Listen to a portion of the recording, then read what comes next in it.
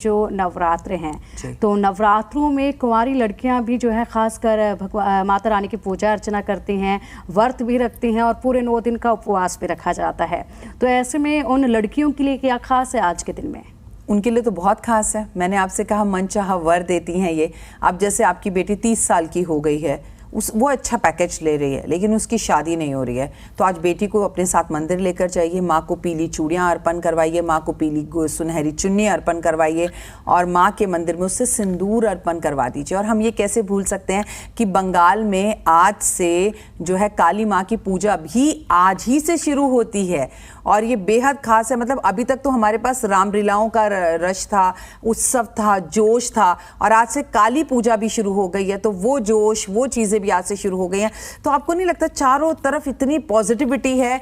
आप सोच कर महसूस करके देखिए। घर में बैठने का टाइम नहीं है, पंडालों में जाएं, माँ के दर्शन करें, घर में शंख बजाएं। और आपकी बिटिया का विवाह नहीं हो रहा है तो आज काली माँ के दर्शन भी उसे जरूर कराएं। बिल्कुल। और राखी जी, माता रानी को खुश करने के लिए आज नवरात्रों के दिन में क्या कुछ और खास करना चाहिए जिससे माता रानी खुश होकर जितनी जल्दी हो सकता है, भक्तजन जो है वो इस नवरात्रों में काफ़ी नई चीज़ें भी खरीदते हैं और नई शुरुआत भी करते हैं। अपने नए काम जो उन्होंने पहले से पेंडिंग रखे होते हैं उनकी शुरुआत के लिए वो इंतज़ार करते हैं नवरात्रों का। तो नवरात्रे काफ़ी शुभ होते हैं और ऐसे में आज छठा शारदीय नवरात्रे का दिन है। माता कात्यायनी को खुश करने के लिए भक्तजन जो है सुबह से ही मंदिरों में उनका जमघट लगा हुआ है।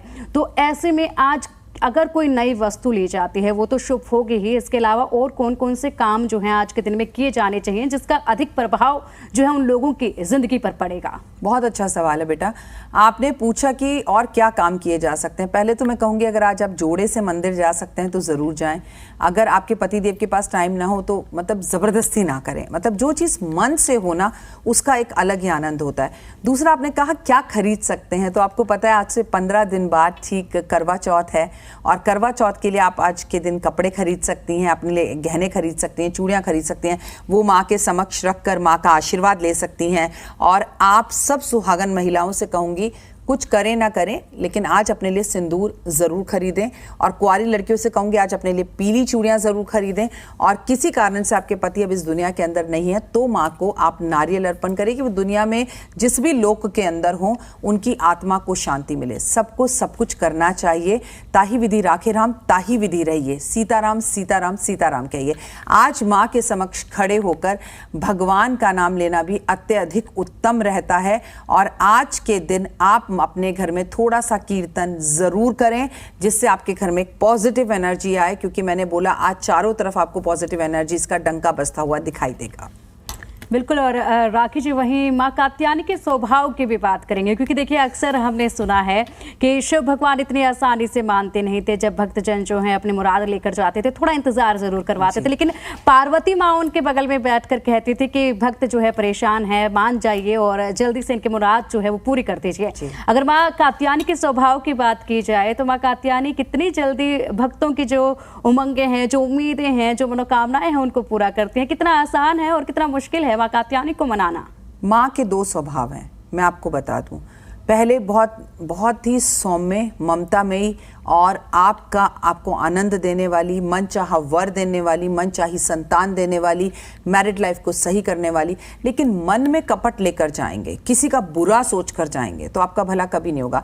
भगवान और देवियों देवताओं ने हमें हमेशा एक बात समझाई है, ये वो माँ है, हम उस माँ की बात कर रहे हैं जिसके पीछे 9 महीने भैरव बाबा पड़े रहे और उस देवी ने उनका वध करने के बाद उन्हें ये वरदान दिया कि मेरे दर्शन के बाद अगर कोई तुम्हारे दर्शन नहीं करेगा तो की पूजा कभी संपूर्ण नहीं होगी। तो ये वो रूप है देवी का।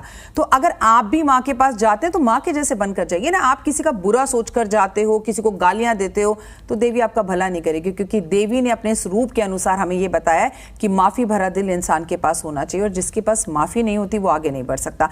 तो देवी के 2 रूप हैं, ममता में प्यार और आपको सब कुछ देने वाली। ये वो देवी है जिसने व्रज की गोपियों को, कृष्ण को पति के रूप में प्राप्त करने के लिए वरदान दिया। ये वो देवी है जिसने महिषासुर का वध किया, चंड मुंड का वध किया। तो मैं आपको वही तो समझा रही हूँ, जब इन्हें गुस्सा आता है तो ये राक्षसों का वध करने वाली बन जाती है। इनके एक हाथ में तलवार भी है, ये बात याद रखिएगा। बहुत सी जगहों पर आज माँ को तलवार अर्पण की जाती है।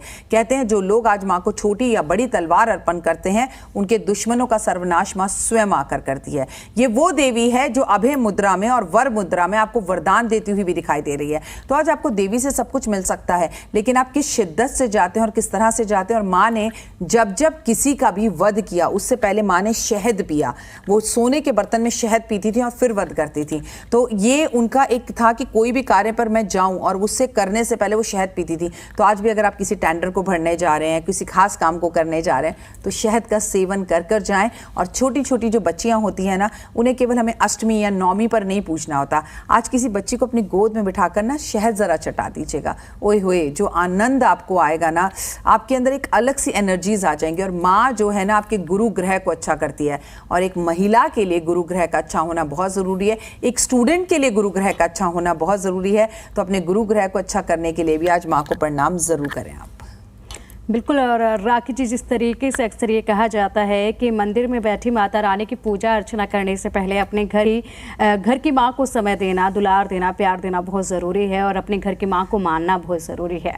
तो आज माँ कात्यायनी की पूजा अर्चना की जा रही है, तो ऐसे में घर की माँ को भी खुश करने के लिए क्या कुछ खास बच्चे कर सकते हैं माँ के लिए? आज हम लगातार आपके इस चैनल के माध्यम से रोज़ मैं आपको ये बात बताती हूँ कि अगर आपकी माँ दुखी है और आप मंदिर में जाके भंडारे के लिए 100 किलो आटा दे रहे हैं तो वो शून्य है।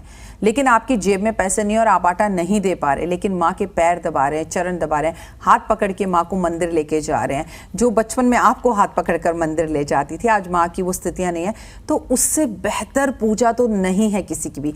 यकीन मानिए, जो अपनी सास, अपनी माँ, अपने माता पिता की सेवा करता है, उन्हें मंदिर ले जाता है, उनकी इच्छाओं को पूर्ण करता है, उन्हें, आपको क्या ज़रूरत है मंदिर में माँ को चुन्नी जाकर चढ़ाने की? आज अपनी माँ के लिए एक साड़ी ले जाइए। आप अगर अमेरिका, ऑस्ट्रेलिया, अमेरिका, अफ्रीका में कहीं दूर हैं तो माँ को एक वीडियो कॉल कर लीजिए, चरण स्पर्श कर लीजिए। आप जिंदगी में अगर आगे बढ़ना चाहते हो, माँ के सानिध्य को कभी मत छोड़िए। ये याद रखिए, अगर दुर्गा भवानी की पूजा अर्चना आराधना आपको करनी है, अपनी माँ की करो, माँ दुर्गा भवानी आपकी पूजा करने आपके घर खुद आएगी।